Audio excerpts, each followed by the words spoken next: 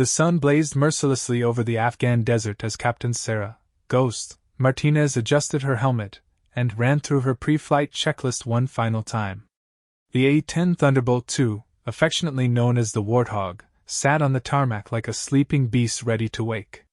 Its distinctive twin engines and massive Gu-8 cannon gave it an unmistakable silhouette that had become legendary among ground troops who knew this aircraft could be the difference between life and death.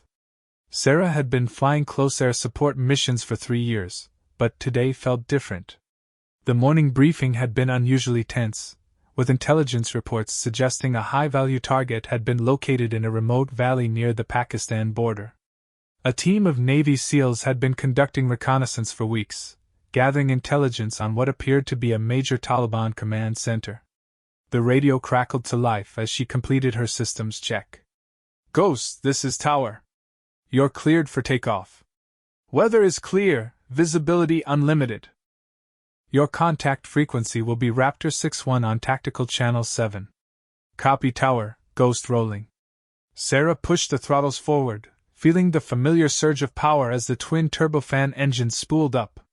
The Warthog wasn't fast or pretty, but it was built like a tank and could deliver devastating firepower with surgical precision.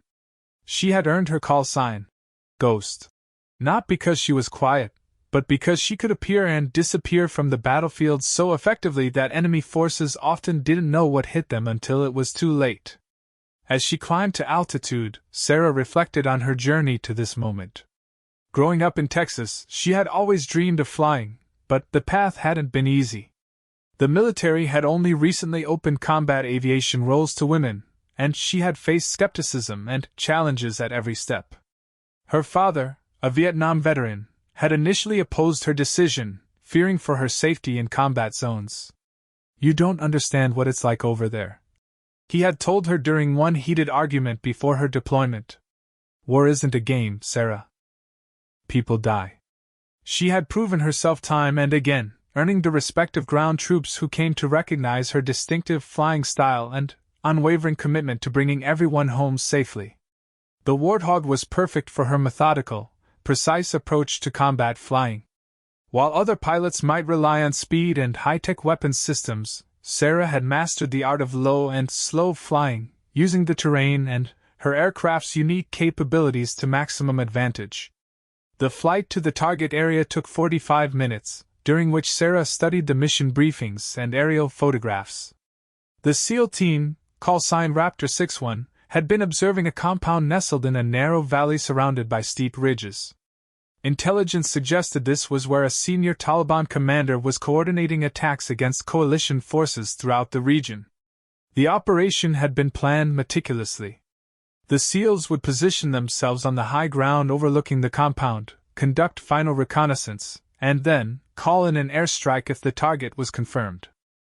Sarah's role was to provide close air support, neutralizing the threats while ensuring no collateral damage to nearby civilian structures. As she approached the area of operations, the landscape below transformed from flat desert to increasingly rugged terrain. Ancient riverbeds carved deep channels through rocky outcroppings, creating a maze of shadows and hiding spots. This was Taliban country, where foreign fighters had been resisting outside forces for decades, using their intimate knowledge of the terrain to their advantage. "Ghost, this is Raptor 61. The voice came through clearly on the tactical frequency, calm and professional despite the dangerous circumstances. "Raptor 61, this is Ghost. I'm approaching your area now. What's your status?" "Ghost, we're in position on the ridge overlooking the target. Confirm you have our coordinates?" Sarah checked her navigation display. "Affirm, I have your position marked. How's the situation down there?" "We've been watching this place for 6 hours. Confirmed multiple military-age males, weapons visible, and vehicle movement consistent with command and control operations. We're ready to paint the target when you're in position." Sarah began her descent, keeping well clear of the SEAL team's position while surveying the target area through her targeting pod. The compound was larger than she had expected, with several buildings connected by walls and what appeared to be defensive positions. Vehicles were parked in a courtyard, and she could see figures moving between the structures. "Raptor 61, I'm beginning my reconnaissance pass. Stand by for targeting confirmation. The SEAL team leader, Master Chief Petty Officer Jake Bulldog Thompson, had been conducting special operations for over 15 years. He and his 5-man team had infiltrated the area under cover of darkness, hiking through treacherous mountain paths to reach their observation post. They had been lying motionless for hours, watching the compound through high-powered scopes and gathering intelligence on the enemy's strength and disposition. Thompson had worked with A-10 pilots before and had tremendous respect for their abilities, but he had never worked with Ghost. He had heard about her reputation from other SEAL teams who spoke of her precision and reliability under pressure. Still, calling in airstrikes always carried risks, and the success of the mission would depend on split-second timing and perfect communication. Ghost, we're seeing increased activity in the compound. Looks like they might be preparing to move. We've got positive identification on at least 12 military-age males, multiple weapons, and what appears to be communications equipment on the roof of the main building. Sarah acknowledged the information while continuing her careful observation of the target. The rules of engagement were strict, requiring positive identification of threats and confirmation that no civilians were present in the target area. She could see the figures Thompson was describing, noting their movements and the weapons they carried. Raptor 6-1, I need you to confirm there are no civilians in the target area and that you have positive identification of legitimate military targets. Ghost, we confirm no civilians observed. All personnel in the compound are carrying weapons and exhibiting military behavior patterns. We assess this as a legitimate military target under current ROE. The tension in Sarah's cockpit was palpable as she prepared for what could be a decisive moment in the operation. The SEALs had risked their lives to gather this intelligence, and coalition forces were counting on this strike to disrupt Taliban operations in the region. At the same time, she bore the responsibility of ensuring that her weapons were used precisely and appropriately. Raptor 6-1, I'm ready to engage on your command. What's your preferred attack profile? Thompson consulted with his team, weighing the tactical considerations. The compound was positioned in a way that would allow Sarah to attack from multiple directions, but the surrounding terrain and the need to avoid the SEAL team's position limited some options. Ghost, we recommend an east-to-west attack run. That will keep you clear of our position and give you the best angle on the main building. We'll mark the target with laser designation when you're ready. Sarah began positioning her aircraft for the attack run, her years of training and experience guiding every movement. The Warthog responded to her commands with the reliability she had come to trust completely. Below her, the SEAL team prepared to designate the target, their laser equipment already trained on the main building of the compound. The moment of truth was approaching, and both the aircrew and ground team knew that the success of this operation would depend on their ability to work together with perfect precision and timing. Master Chief Thompson pressed his eye to the spotting scope one final time, confirming what his team had observed throughout their long surveillance mission. The compound below was definitely a military target, with armed fighters moving purposefully between buildings and what appeared to be command equipment visible on several rooftops. Radio antennas and satellite communication gear suggested this was indeed a significant Taliban coordination center. Ghost, Raptor 6-1. We have laser designation ready. Confirm you're prepared for target marking. Sarah's voice came back steady and confident. Raptor 6-1, Ghost is ready to receive laser designation. Standing by for your mark. Thompson nodded to his teammate, Petty Officer First Class Rodriguez, who operated the team's laser designator. The device would paint the target with an invisible infrared beam that Sarah's weapon systems could lock onto, ensuring pinpoint accuracy even in the challenging terrain of the narrow valley. Ghost, laser is on. Confirm you have target acquisition. In her cockpit, Sarah watched as her targeting display lit up with the reflected laser energy. The crosshairs settled precisely on the main building of the compound, exactly where the SEAL team had positioned their laser. Her weapon systems showed green across the board, with GPS coordinates matching perfectly with the pre-planned target location. Raptor 6-1, I have positive laser lock. Target appears as briefed. Request final attack authorization. This was the moment Thompson had been training for throughout his career. The decision to call in an airstrike was never taken lightly, carrying enormous responsibility for both tactical success and preventing civilian casualties. He scanned the compound one more time through his scope, confirming that only military-aged males with weapons were visible in the target area. Ghost, Raptor 6-1. You are cleared hot. Repeat, you are cleared hot on designated target. Sarah acknowledged the clearance and began her attack run, descending through the thin mountain air toward the valley floor. The Warthog's unique design allowed her to fly lower and slower than most attack aircraft, giving her maximum time to ensure target identification and weapon accuracy. The aircraft's titanium bathtub surrounding the cockpit provided protection against ground fire, while its redundant systems meant it could continue flying even after sustaining significant damage. As she approached the compound, Sarah could see the figures below beginning to react to the sound of her engines. Some were pointing upward, while others appeared to be running toward defensive positions. The element of surprise was gone, but that didn't matter now. Her mission was to neutralize the target, and she had the tools and training to do it effectively. The Gu-8 cannon mounted in the Warthog's nose was a fearsome weapon, capable of firing 30mm armor-piercing rounds at a rate of 3,900 rounds per minute.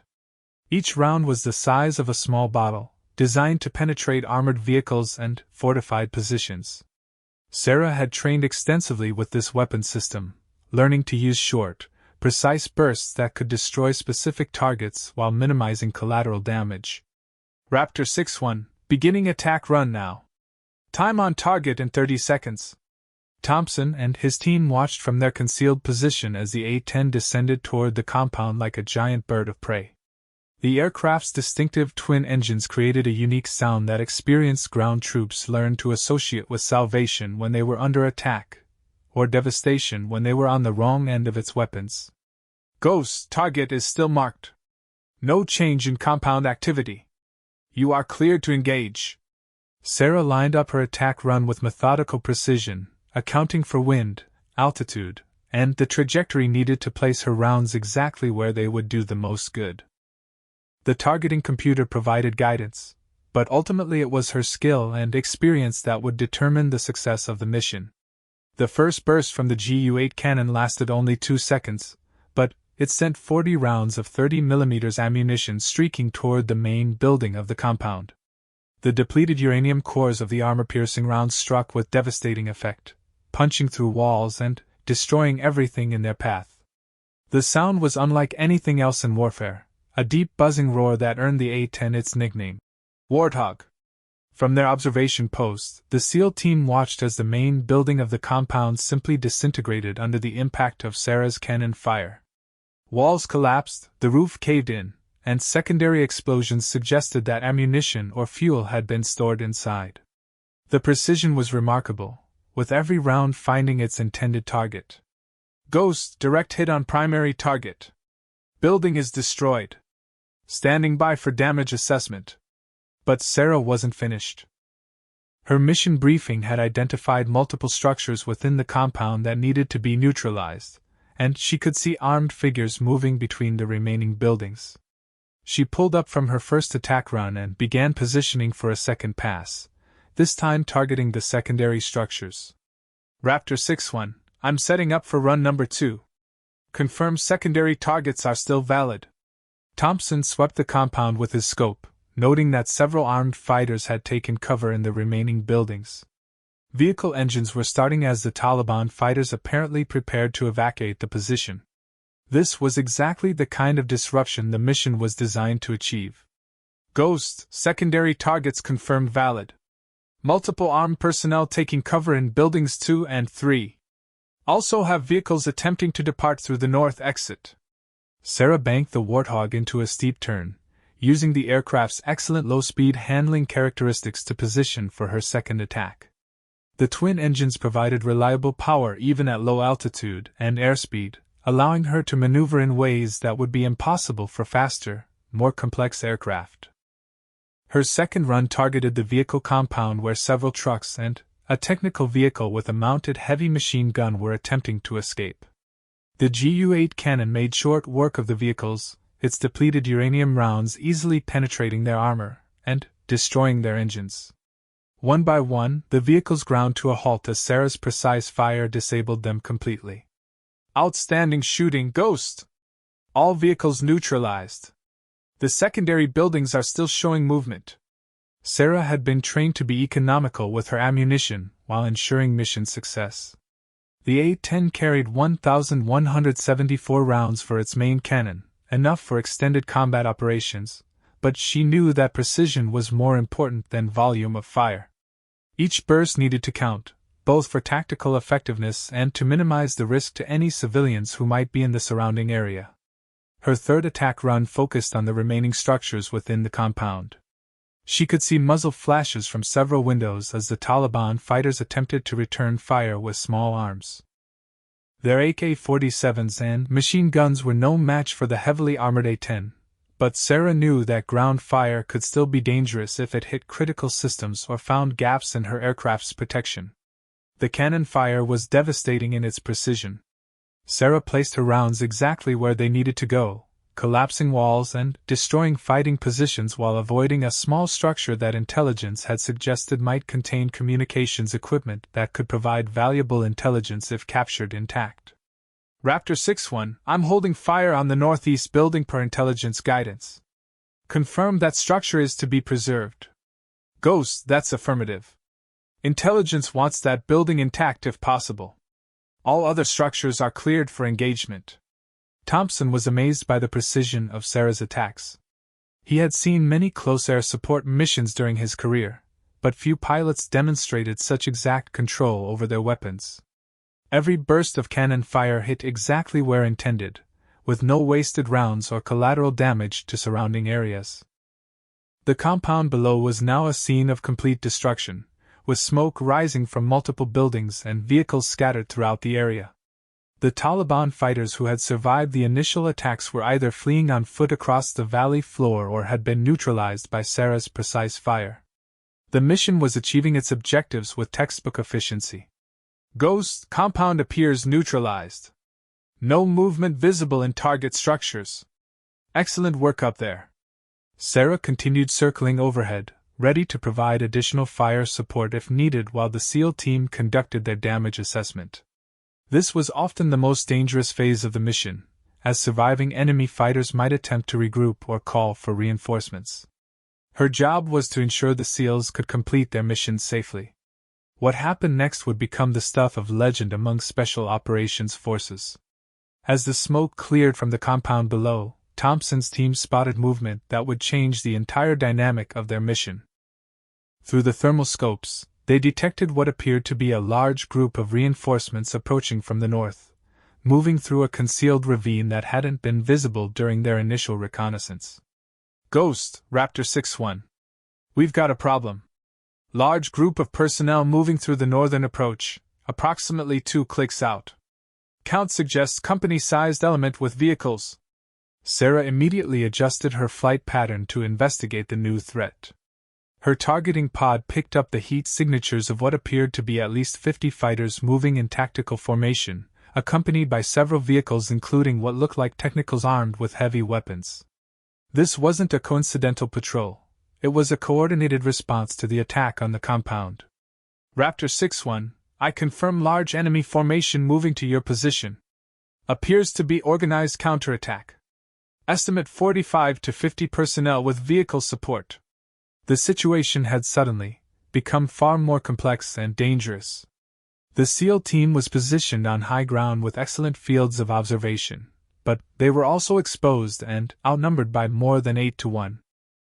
Their extraction point was several kilometers away across difficult terrain, and the approaching Taliban force would likely cut off their escape route within minutes. Thompson quickly assessed their options. His team carried enough ammunition for an extended firefight, but they couldn't hope to hold off a force of that size indefinitely.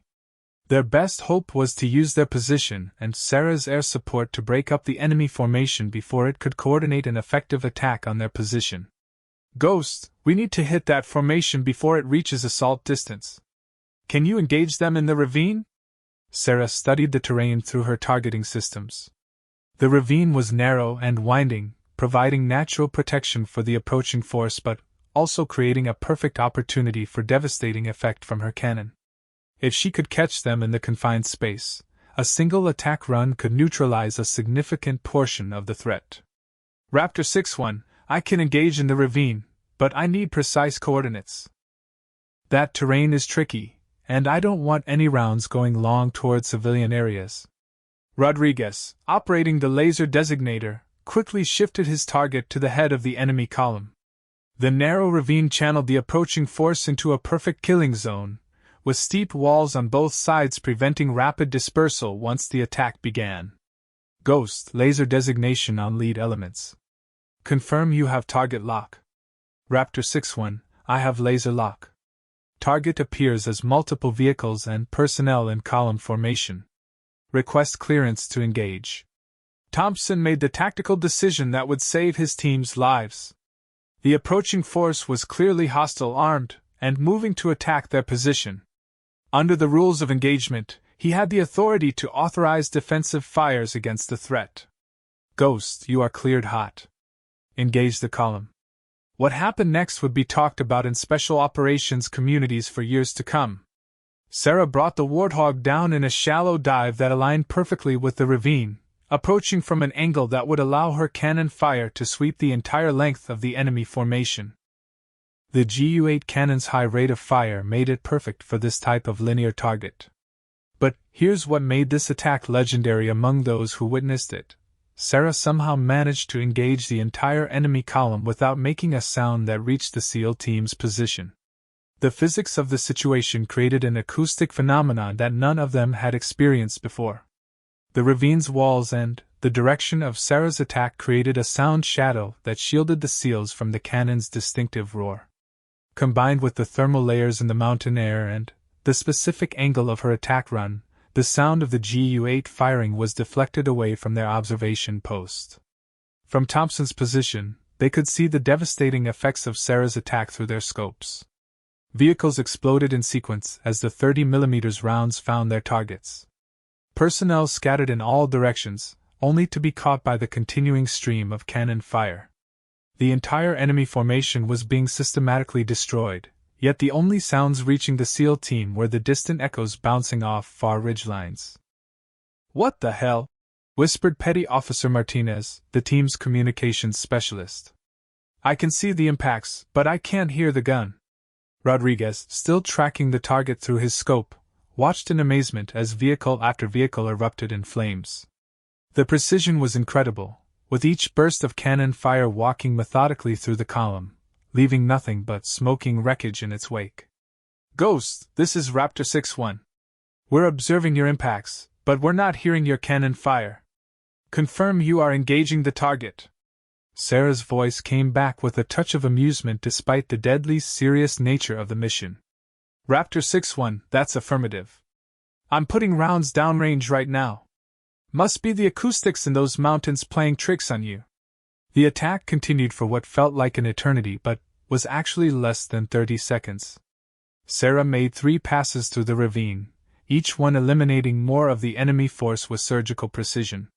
Her experience and skill allowed her to adjust her fire continuously, accounting for the movement of surviving personnel and ensuring that no effective resistance remained. By the time she completed her final pass, the enemy column had been completely neutralized. Smoking vehicles littered the ravine floor, and the few surviving Taliban fighters were fleeing on foot across the open desert, no longer posing any organized threat to the SEAL team's position. "Ghost, outstanding work. Enemy formation is completely neutralized. We're seeing individual personnel fleeing the area, but no organized resistance remains." Thompson had been in combat for over 15 years, but he had never seen anything quite like what had just happened. The combination of perfect positioning, ideal terrain, and Sarah's exceptional piloting skills had created a tactical situation that was almost surreal in its effectiveness. The silence that had accompanied the attack made it even more dramatic. Instead of the usual overwhelming noise of close air support, they had watched an entire enemy force disappear in what seemed like complete silence from their perspective. It was as if some invisible force had simply reached down and erased the threat. "Ghost, that was the most incredible piece of flying I've ever seen. How did you manage to hit every target in that ravine without us hearing a thing?" Sarah was already climbing back to altitude, conserving fuel while remaining ready to provide additional support if needed. The acoustic phenomenon that had created the silent attack was something she had heard about in theoretical terms during her training, but this was the first time she had experienced it in actual combat. Raptor 6-1, sometimes the mountains work in mysterious ways. Right place, right time, right angle of attack. The sound waves were probably bouncing around those canyon walls and going everywhere except where you guys were positioned. The elimination of the reinforcing column had completely changed the tactical situation. What had been a desperate defensive scenario for the SEAL team was now a successful strike mission with all primary and secondary objectives achieved. The original compound was destroyed, and the enemy's ability to coordinate further operations in the area had been severely degraded. But the mission wasn't over yet. Thompson's team still needed to conduct a detailed battle damage assessment and gather any intelligence that might be available from the destroyed facilities. More importantly, they needed to extract safely from their current position before any additional enemy forces arrived in the area.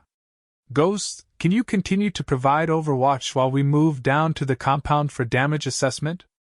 Raptor 6-1, "I've got plenty of fuel and ammunition remaining.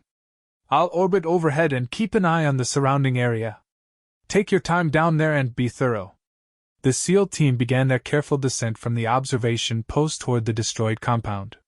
The terrain was treacherous, with loose rock and steep slopes that required careful navigation. Each man carried specialized equipment for gathering intelligence, including cameras, communication intercept devices, and materials for collecting DNA and fingerprint evidence. As they approached the compound, the extent of Sarah's precision became even more apparent. The buildings she had targeted were completely destroyed, with walls collapsed and roofs caved in. Yet the structure that intelligence had wanted preserved was untouched, standing intact among the surrounding destruction like a monument to surgical accuracy. The battle damage assessment revealed intelligence that would prove invaluable to coalition operations throughout the region. Inside the preserved communications building, Thompson's team discovered detailed maps marking Taliban supply routes, safe houses, and planned attack sites. Computer hard drives contained operational plans that would allow coalition forces to anticipate and counter enemy operations for months to come. "Ghost, Raptor 6-1. We've hit the jackpot down here. Intelligence is going to be very happy with what we're finding." Sarah continued her protective orbit overhead, scanning the surrounding terrain for any signs of additional threats. Her fuel gauges showed she could maintain station for another hour before needing to return to base, more than enough time for the SEALs to complete their mission and reach their extraction point. The precision of her earlier attacks had exceeded everyone's expectations. Not only had she neutralized all designated targets without collateral damage, but her silent destruction of the reinforcing column had prevented what could have become a prolonged and dangerous firefight. The acoustic phenomenon that had shielded the SEAL team from the sound of her cannon would be studied by military acoustics experts and become part of advanced training scenarios for close air support operations. As the team worked methodically through the compound, they discovered evidence that this had indeed been a major command center for Taliban operations in the region. Communication logs showed coordination with cells operating hundreds of miles away, and weapons caches contained sophisticated equipment that suggested external support from terrorist networks. "Ghost, this place was definitely worth the trip. We're finding evidence of operations we didn't even know existed. Your precision strike just disrupted a much larger network than we realized." Petty Officer Martinez was documenting everything with digital cameras while Rodriguez collected computer equipment and paper documents. The team's medic, Hospital Corpsman First Class Johnson, was conducting forensic collection on human remains to potentially identify high-value targets who might have been eliminated in the attack. Meanwhile, Petty Officers Stevens and Williams secured the perimeter and maintained communication with higher headquarters, providing regular updates on their progress and the intelligence discoveries. The coordination between all team members reflected years of training and operational experience working together in high-stress environments. Raptor 6-1, be advised we're getting reports of possible enemy movement approximately 10 kilometers to the east. Looks like scattered groups, probably survivors from the column you engaged earlier. Sarah immediately adjusted her patrol pattern to investigate the reported movement. Her targeting pod picked up several small groups of personnel moving across the open desert, apparently trying to reach defensive positions in the rocky hills beyond the valley. Ghost confirms movement to the east. Multiple small groups, appears to be personnel fleeing the area. No organized threat detected at this time. The scattered enemy fighters posed no immediate danger to the SEAL team, but their presence meant that the area would likely see increased Taliban activity in the coming days. This intelligence would be important for planning follow-up operations and ensuring the safety of coalition forces operating in the region. As the sun began to set behind the western mountains, Thompson made the decision to wrap up their intelligence gathering and begin movement toward their extraction point. The team had been on the ground for over 12 hours, and fatigue was becoming a factor that could compromise their safety during the challenging nighttime movement through mountainous terrain. Ghost, Raptor 6-1. We're finishing up here and preparing to move to extraction. Can you provide escort coverage during our movement? Raptor 6-1, I'll stay with you until you reach the pickup zone. My fuel state allows for another 40 minutes on station. The SEAL team carefully packed their collected intelligence and prepared for the 3-kilometer movement to their extraction point. The route would take them through some of the most difficult terrain in Afghanistan, requiring them to navigate narrow mountain paths in complete darkness while carrying heavy equipment and maintaining operational security. As they began their movement, Sarah adjusted her flight pattern to provide continuous overwatch of their route. Her night vision systems and infrared targeting pod allowed her to monitor the surrounding area for any threats that might interfere with the extraction. The movement proceeded without incident, with the team making good time despite the challenging terrain.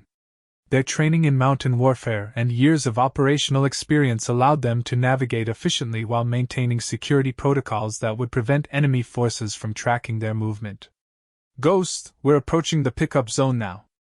Everything looks clear from ground level. Sarah conducted a detailed reconnaissance of the extraction site, confirming that no enemy forces were in position to threaten the incoming helicopter. The landing zone was a small clearing surrounded by rocky ridges that provided natural protection but also limited the escape routes if the extraction was compromised. Raptor 6-1, pickup zone appears clear. No thermal signatures or movement detected in the surrounding area. The extraction helicopter, a Special Operations MH-60 Black Hawk, arrived precisely on schedule. The aircraft's crew had been monitoring the mission from their holding area, ready to respond immediately when called.